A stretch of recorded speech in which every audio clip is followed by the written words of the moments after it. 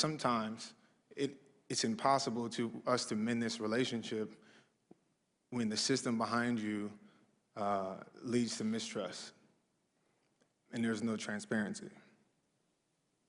There are a lot of police officers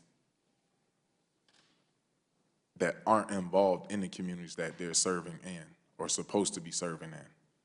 So I have this crazy theory that if I know you, I'm a lot more likely to treat you a lot better than if I don't. So if I have a relationship with you, with that relationship, I'm not going to be so quick to lock you up. The community I come from wants and needs to know that they're being heard. We want to make sure that that those in position to bring positive change understand the things that we as an African American community are going through.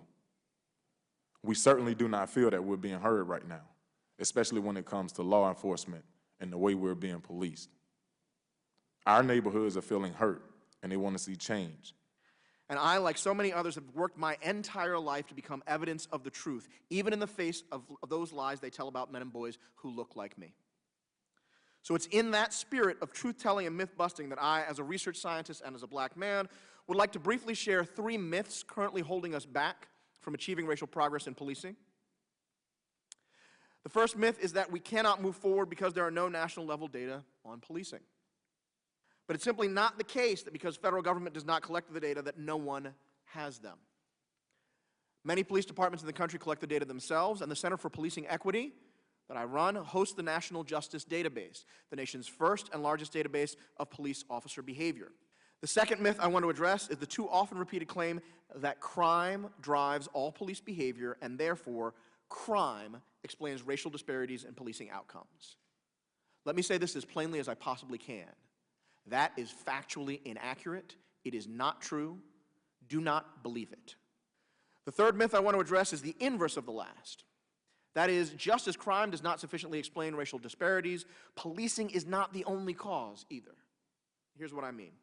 If we imagine that there is racial discrimination going on in policing, why would we be foolish enough to imagine that there's not racial disparities and racial discrimination in employment, in housing, in education, in healthcare outcomes? All of those disparities, all of that discrimination happens upstream of any individual contact with law enforcement. That is to say, if we see racial disparities in policing, they may be a symptom of a broader case of racial discrimination.